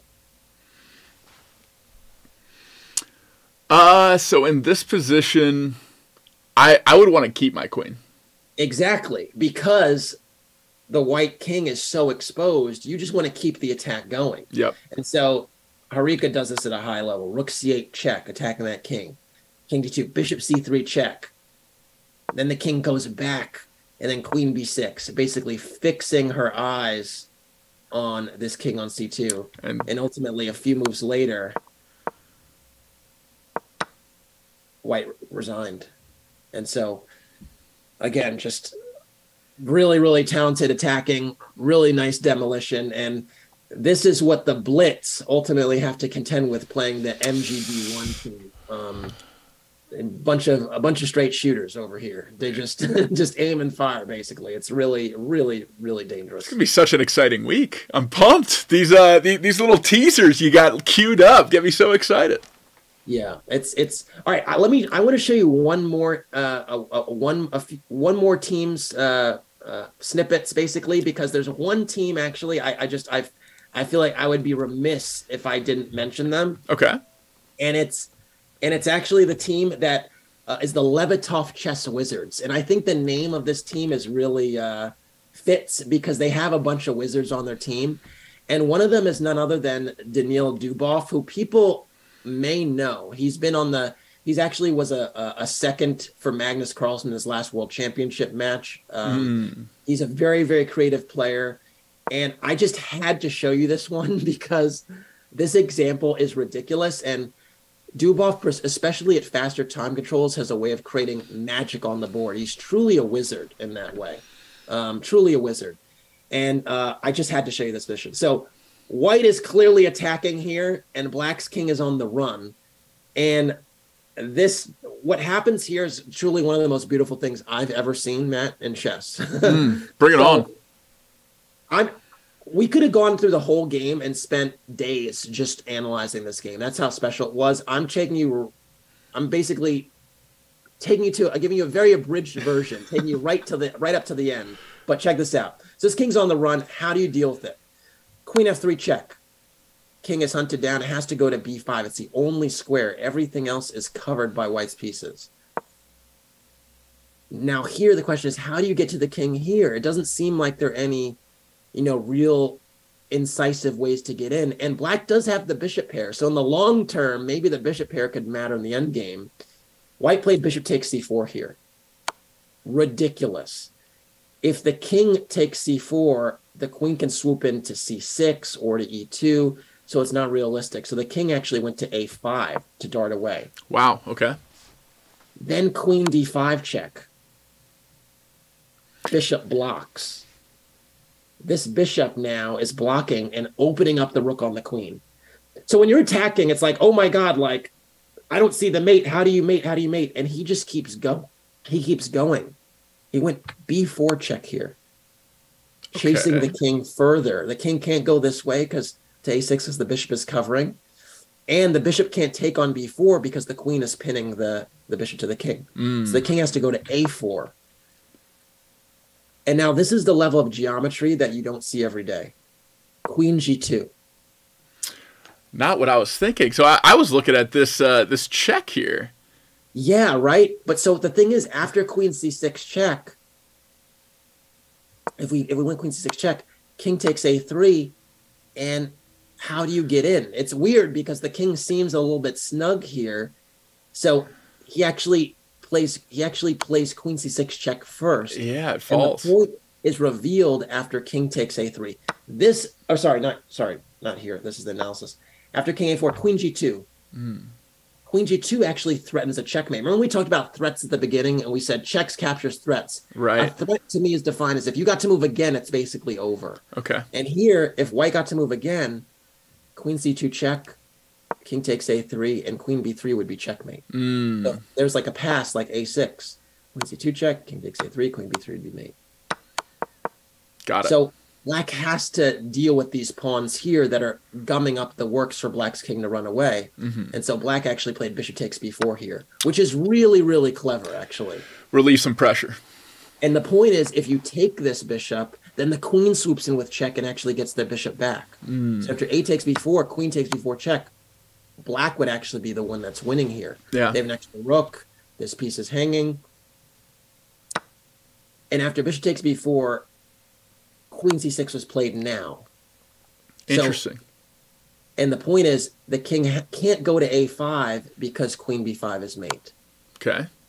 So the king has to take this pawn at a3. And this move truly is one of the best moves I've ever seen. I could not believe what happened in this position because white played a move. I mean, you could ask me to look at this for days and it'd be tough to find. White played this move, bishop b3. What's the threat? If white could move again, a4. Queen a4. Yeah. It's just a ridiculously impossible threat to deal with. So you have to defend queen a4. The real brilliant thing about it, though, is what if king takes b3? That bishop is just hanging. There's a mate in 2 here that is just stunning. Totally stunning. Oh, okay. So queen c2, queen a2. That's right. Check. The bishop is in the way, obstructing a way out. And after king a3, queen a2. Incredible. King just can't get out. Wow. So after bishop b3, you can't take it. So bishop d7 was played to defend the a4 square. Makes sense. And then queen c1. More geometry. With the same idea. King takes b3, queen c2, and queen a2 mate. And that time you rarely see checkmate on the board, by the way. Ugh. That is ridiculous. That is so ridiculous. It's beautiful. And Dubov does this. I'm not even joking. He does this like once a month. He plays a game like this once a month. In the Pro Chess League, I'm telling you, he's going to have a game like this once a week if he's in the lineup. It's insane. And so he's on the Wizards, and he is a chess wizard that can pull off magic like this. We're in for a treat. Truly one of the most entertaining players out there. And here's the thing, Matt, is the rapid time control, the 10-minute time control, it actually allows for more creativity. Because when you have these really, really long classical games, it's a lot to do with like heavy theory and really a computer preparation. And, it's harder to kind of create magic But when it's a 10-minute game, you drag them into the forest where 1 + 1 = 3, and they don't have enough time to work it all out. Yeah. So we can create more confusion. Oh, I love it. I love it. I love quicker chess where like mistakes happen and you can see them coming. Like usually high level chess, it's like so over my head. Like I don't really know what's going on. With this faster chess, it's like, oh, I see it coming. And sure enough, you see a lot more checkmates. You see a lot more upsets. So I can't wait, man. Week 1, we're in for a treat. Yeah. So, anyways, I mean, there's so many talented games from the players in this field, and we're going to see really good games on a week-to-week basis. Should we actually get to the over-unders, or we want to do a little wellness break first? What do you think? Yeah, I love the idea of a wellness break, and while we do it, just before we dive in, we're going to do just a short desk stretch. So we've been sitting for a while. We got started a little late. We had an interview. We've gone through a lot of chess. We're going to take some deep breaths and move a little bit just to get things moving. But before we do, if you do want to highlight a message in chat, that'll get you an entry to win a chess.com Diamond membership. And if you type in !fantasy and !giveaway, you're going to see what's up for grabs for the fantasy chess that we're rolling out in this episode. So if you want to get ahead on that, go for it. Go ahead and highlight a message in chat to get an entry, and we'll go ahead and get into a little desk stretch action here. So if you do want to push your way back from your desk a little bit with me. Yeah, I've been sitting in a chair for a while, Matt. So this will be good for me for sure. Good. Well, it's really simple. We aren't going to stand, in other episodes of whatever, we'll stand up. We'll get a little bit more movement. But this is something that you can do even while you're analyzing games, while you're watching chess streams. This is just something to weave into your daily activity. And it's going to focus on areas of the body that especially suffer with a sedentary lifestyle or being seated for long periods of time like chess players or gamers typically are. So what we're going to do is we're going to coordinate our movement with breath. So sit up really nice and tall for me. If you have a back to your chair, take your back up off of the back of your chair so that you're supporting your own weight and your shoulders are stacked over your hips. From here, we're going to roll our shoulders up towards our ears and then down our back. And just notice how good that feels. Drawing your shoulders up, shrugging the shoulders, tensing the traps, and then rolling them back and down and feeling the relaxation start in the neck, go down the traps into the shoulders.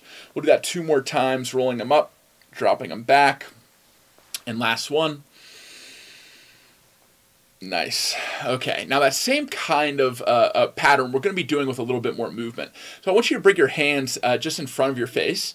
We're going to bring them together kind of like prayer hands. And we're going to try to bring our elbows together. It's okay if they can't quite touch, but just bring them in the direction of each other. From here, we're going to roll our shoulders forward and tuck our chin down as we empty our lungs all the way, almost like we're praying.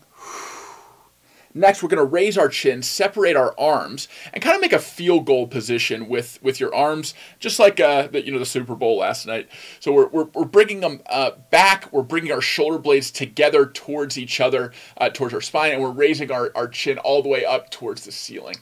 Okay, so now we're getting a nice arch in our spine. We're moving our neck in the opposite direction of where it usually goes, craning forward. Now we're arching it back. And then next, we're going to exhale and come back to our starting position. Bring our palms together, elbows together, and chin down towards our chest. So big exhale here. Empty your lungs all the way. And then inhale as you open up your chest, raise your chin, make that field goal position again with your arms, squeeze your shoulder blades together towards your spine.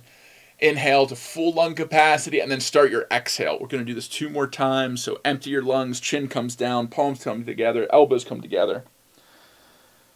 1 more round, inhaling, opening the chest, raising the chin, trying to squeeze your shoulder blades towards your spine, feeling the blood flow through your chest, down your back, full lung capacity, and start the exhale. Chin coming back down, emptying the lungs, palms coming together, elbows coming towards each other.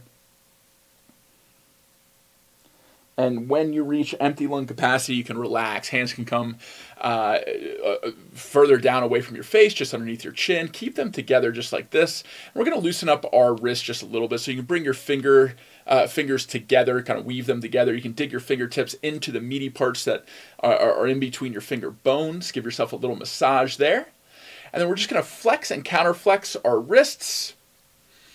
breaking up any kind of stagnation in the wrist, maybe from using the keyboard, maybe from moving the mouse.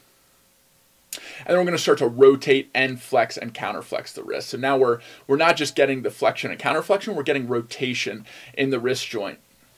So we're breaking up any kind of buildup, releasing any kind of tension. This is the last thing we're going to do before we move into our next component of the show here.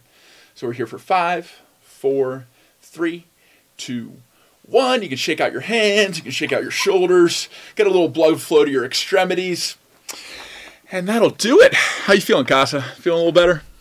Yeah, like it always is a nice break or nice departure from like literally sitting down for really long stretches. So I actually do really appreciate that. And for the record, folks, we're actually going to get one of our guests to do it as well. So we're going to incorporate this wellness break with like our guests, maybe our player guests, because we do hope to get some folks that are in the league on the show actually that maybe had a good week or something like that. So we might have a nice little session here one of these weeks. Yeah, and it's so important to start, getting this into, you and me to start, setting an example, getting it to the viewers at home, or, you might be sitting down at your desk or in bed or cooking or whatever, but just taking a little break, a little reminder. This is all stuff that you know, but sometimes you just need a little prompt to actually do. And if we can get some high-level chess players doing it too from the PCL, that's a dream come true, and hopefully it trickles down through the rest of the chess community. So, without further ado, should we dive into this exciting new facet of the PCL, the fantasy? Yeah. So let's actually dive into predictions. So there are going to be weekly prizes for predictions. So really strongly encourage you to do this. We're actually going to do it with you on stream right now. We're going to go through the week 1 PCL predictions, and then you can kind of tell us what you think about our predictions. Matt, I intend to beat you. It's on. All right. I intend to do this better than you. I feel like I might have a tiny advantage because I know maybe more of the players than you do. But the thing is in football, right? I mean, I've heard stories of like, grandmothers that care nothing about the teams, guessing the lines, and then being wildly successful. So we might have the same thing where my knowledge actually doesn't turn out to be any real advantage at all. And I'm actually curious to see whether that's the case. So, well, Kassa, I'm going to rely on my luck. Let's see if it serves me well. And I'm so excited for this. I like the little bit of competition we got going too. Mods, just drop in chat if that's a good size for stream. If you can read that, I just made it a little bit bigger. But we're going to go ahead and start going through this PCL predictions week 1. That's on stream right now. All right, so I think the first thing we should just point out, just for folks' edification, is that basically the matchups. It's the first team to 8.5 points. So there's 16 teams playing 8 matches each week. First team to 8.5 points wins the match. Each match consists of 16 games, except if sometimes a matchup can be decided in round 3. So if it's the first to 8.5 and one team like blanks the other team like 4-0, 4-0. And then, he wins a game in the 3rd round, they're actually not going to play the 4th round. Does that make sense, Matt? So theoretically, a match can be ended sooner, almost like a best out of 7 series in a way. If like it can theoretically go only 4 games if a team is just winning really quickly. But that being said, there'll usually be 16 games a match, and so I guess so let's just start with the first question. What will be the smallest margin of victory this week? I feel very confident here that there will be a margin over 1.5 points here. I think that's a gimme. Well, I think that's the question, right? So the smallest margin of victory. There would definitely be a bigger one than 1.5. Wait, are you locking that one in, Kassa? Because I'd love to jump out to an early lead here, because I think that there's going to be an under 1.5 separation. Okay, good save. I read the internet wrong. less. Definitely, there's going to be a match that's tight. That's under 1.5 for sure. For sure. Okay, cool. So we'll go ahead and lock that one in and keep it going. What will be the largest margin of victory this week? Okay, so this one's over 5.5 points, under 5.5 points. So to get 5.5 points, remind us here. What is a So that's the first to 8.5. So basically, if you're saying the largest margin of victory, it'd be a team that, let's say it wins let's say after 3 rounds, let's say they play the 16 games, right? Mm-hmm. Then it would be 11.5 to, what would it be? 10.5 to, over 5.5 points is a lot, dude. Because if it's 16 games, it'd be 11.5 or 10.5 to 5.5. Yeah, to me, this prop bet is betting on the talent that we have in the PCL and how equally distributed it is. So if we think that there's just like one powerhouse team that has a matchup against like maybe one of the weaker teams, that is the only scenario where one of these over 5.5 points bets would come through. Otherwise, if all the teams are pretty equally rated, it's probably going to be an under 5.5 bet because everyone's going to be pretty closely matched. They're only going to win by 1, 2, 3, maybe 4 games. Well, here's the thing: if a team does beat another team, like kind of in sort of like a really brilliant fashion, it's probably not going to go to round 4, right? So it's probably be something where they play only 12 games, and then it would be like, but even then, it would have to be like 8.5 to. It would have to be 8.5 to 3.5, basically. Yeah. They'd have to play 12 games to be 8.5 to 3.5. I don't know. I mean, even the qualifying team last week, the Spanish Maniac Shrimps, they were no slouches. So I'm going to say under 5.5 for this one. I'm going the same. Yep. So I locked that one in. And we'll see if there's a blowout. That might be fun to watch too. But I think all of our teams are pretty equally matched. I just think it's going to be pretty close. Of pride there. And yeah. The other thing is, again, I don't even see many players going 4-0 through 4 games. Essentially if each individual player on a team is going to play 4 games, and how many of those players are going to go 4-0? I'm not so sure about that. There's going to be that many. But. Well, time will tell. So should we move on to the next one? How many games? We'll start with E4. So over or under 65.5 games, and I think if my math's correct, we're doing 128 games. So 16 times 8. So this is a little less than half. So what we're betting is that white will open with E4. Over or under about half of the games. Right. I'm going to say these days there's so many different openings you could play, and in the rapid time controls, people want to be more and more creative. So I'm going to say under 65 now, but it could easily be over, honestly. But I'm going to say under. I think there's going to be a lot of knight F3s and D4s, maybe B3s. Yeah, Magnus has been playing some B3s. So, I think I would guess under 65.5 games, too. Are we in agreement on everything so far? So far we are, yeah. All right, I'm going to have to separate myself here. Okay, all right. So, Sicilian opening. So, Sicilian, that's really only in response to E4, right? Can you play a Sicilian when it's not E4? No, it's just E4, C5 is like the first. The Sicilian, yeah. So we're presupposing that it's an E4 opening in at least 25.5 of the games, and then all of those would have to be a Sicilian. So I'm going to say the same thing. I think it's going to be under 25.5 games in response to E4. So I'm thinking. So let me take it as a given that there'll be 60.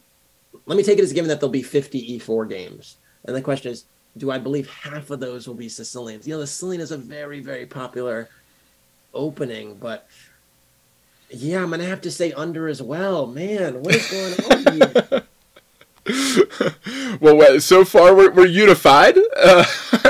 Okay, how many games will board one players win this week? Board one is the strongest player. So an example is the matchup that we covered earlier between the Charlotte Cobras versus the Canada Chess Bras.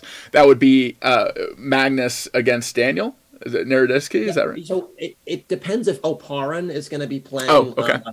Board. He's a bit higher than Daniel, and actually, I think a Wonder Liang is also a bit higher than. Gotcha. But Daniel might be a board 3. That's the crazy. That's wild. He's a board 3. Strong players, man. Okay. Yeah. So basically, first of all, how many board 1 games are there? So they're going to be 16. They're for each. They're board 1. They're 16 board 1s, right? And then they play 4 games. Yeah. So I think it'd be 32 games. Right, because they're playing each other. Yeah. Excuse me. Yeah, so out of 32 games, 24.5. So we're looking at about, like, we're guessing if it's about 3/4, above or below 3/4 of the games being won by the board 1. I'm gonna say over for this one. Are we sure it's 32 games? Is my math wrong here? I just did 128 divided by 4 because there's going to be 4 people playing, and board 1 is one of those 4. That was my math. So I like I told you before, I'm a history major, so yeah, I think I'm gonna rock with. I'm gonna. So you're gonna say over. Yeah, I'm gonna say over 24.5 games are going to be won by board 1s. I'm betting on the strongest players winning the majority. I'm gonna take the under there. Here we go. Our first divergence. I'm gonna invest in the talent of the league. Okay. I think there's gonna be some upsets here and there. I want there to be upsets here and there, so I'm gonna take the under there. I like it. So, okay, next up, how many decisive games will we occur this week? So will occur this week. Oh, we have, yeah. Yeah. So over 87.5 games or under 87.5 games. So decisive means it comes to an ending, right? Like a checkmate. I don't think we'll see. Will we see resignations? No. Let me say this. Okay.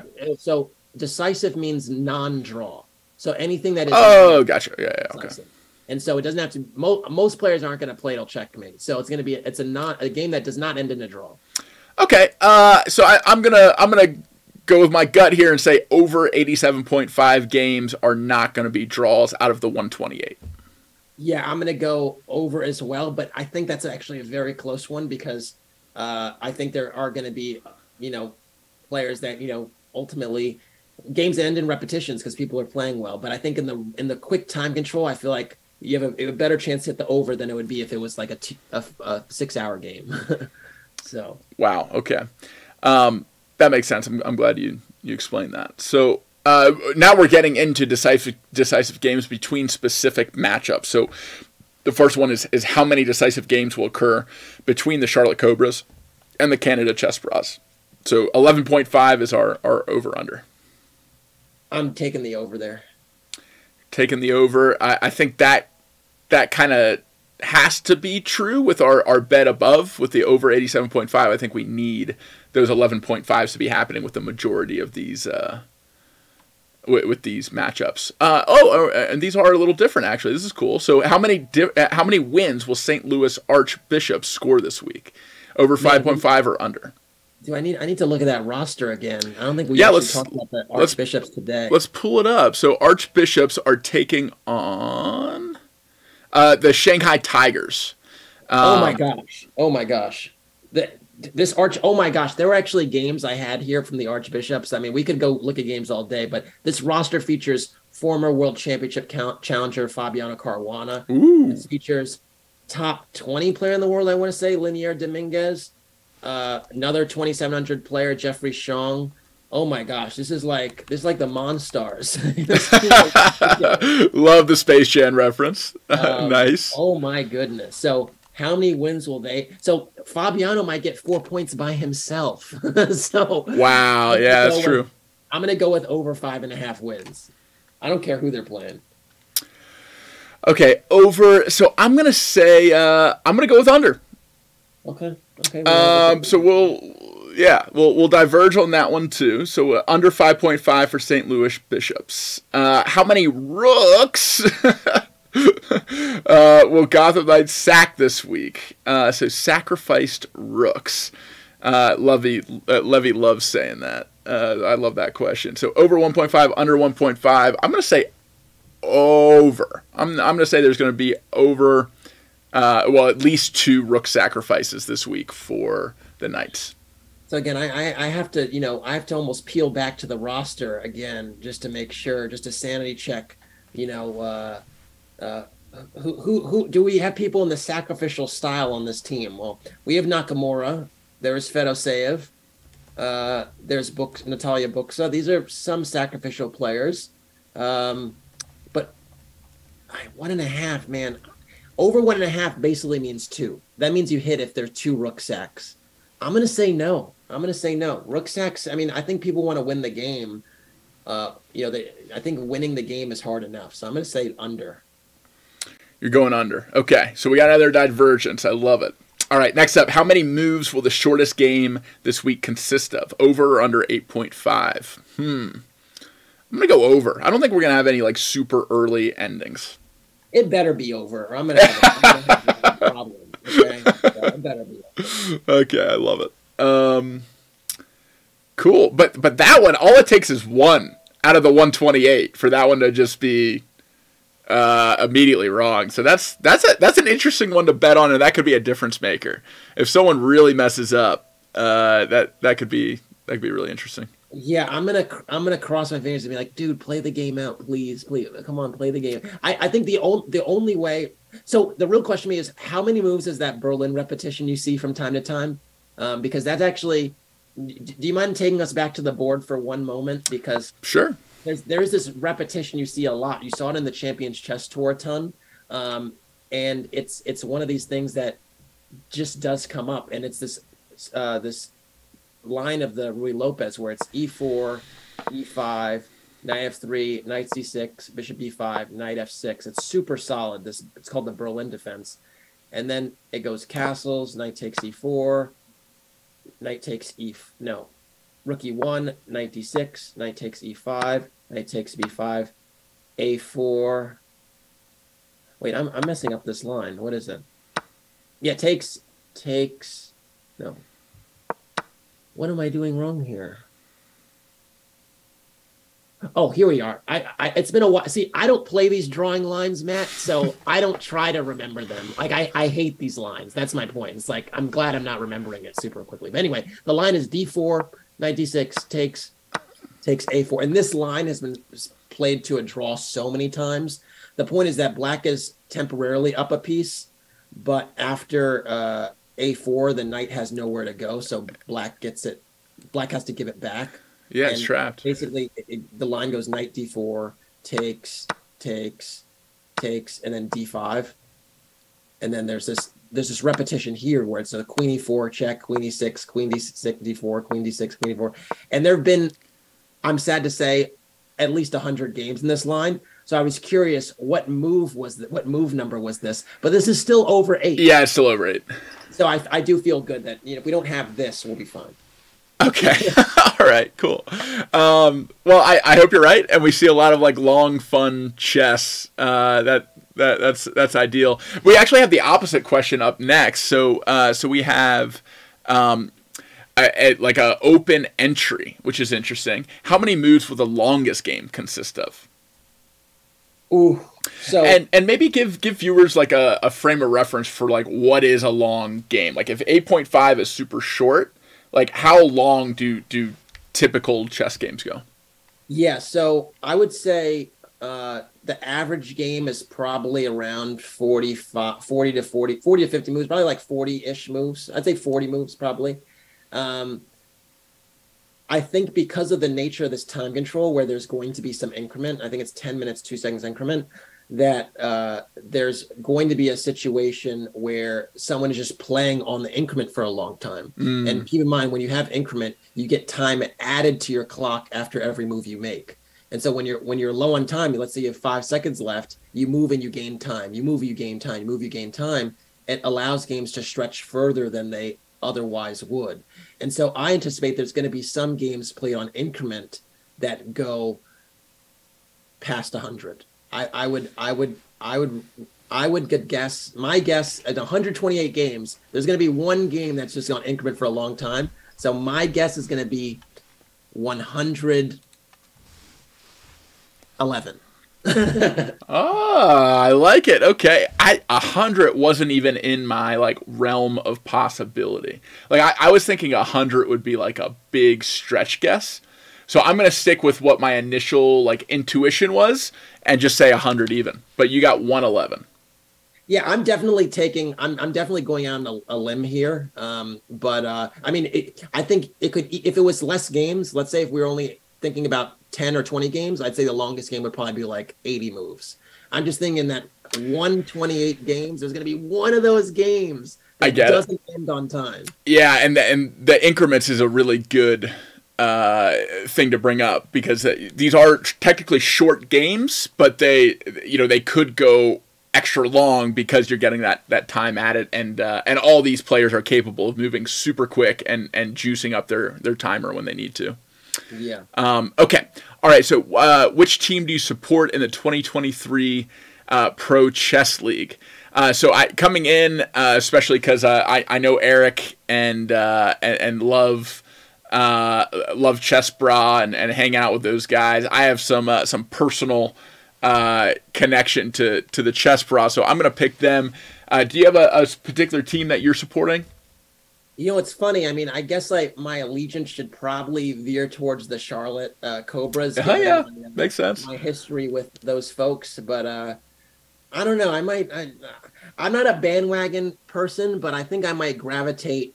It's kind of a wait and see for me. I think I'll definitely be Charlotte Cobras, and then we'll see how my fandom evolves over the course of the season. Well, I love that we're picking the two teams that are facing each other in week 1. So we get another head-to-head on that one, which is fun. Good point.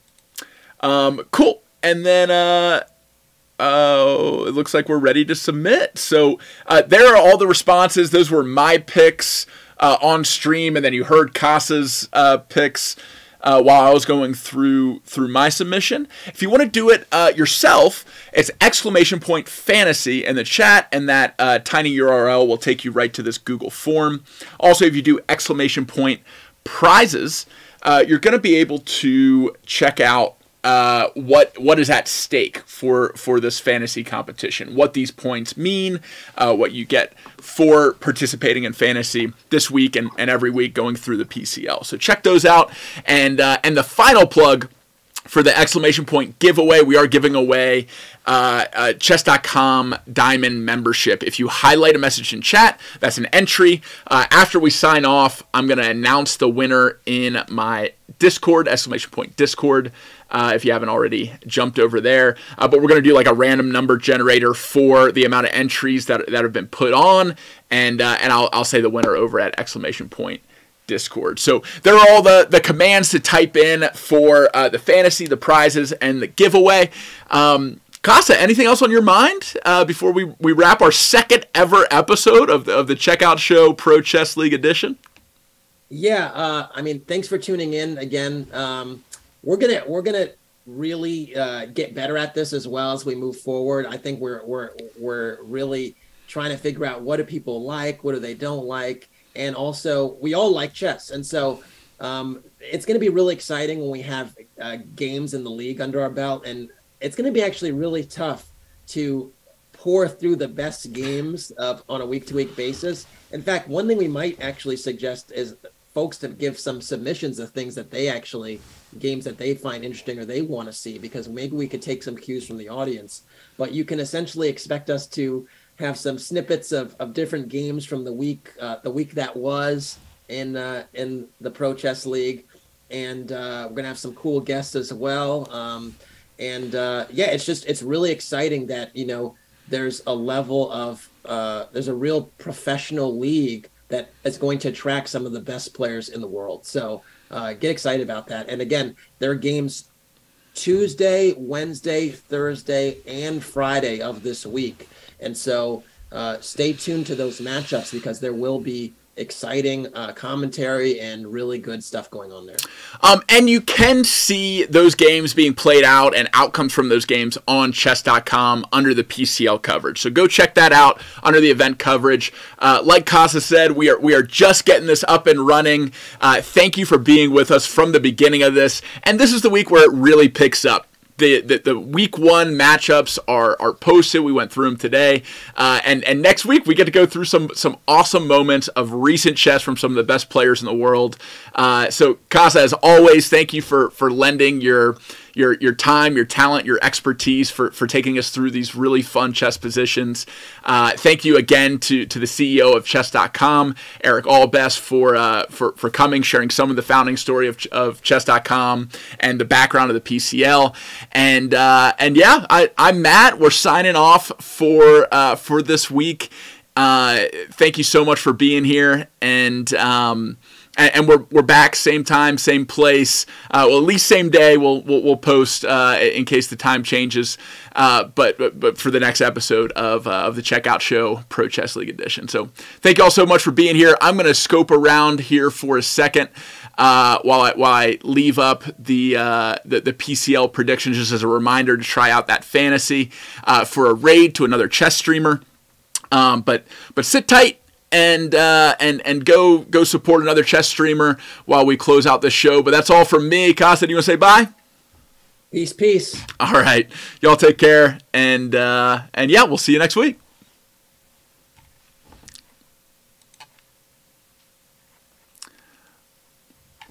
Who we rating, guys? Who do you think? What's a good one? The Belankaya, potentially. Oh, yeah, is Dina on? Let's do it. Yeah. Okay. So we are readying up to go hang out with Dina.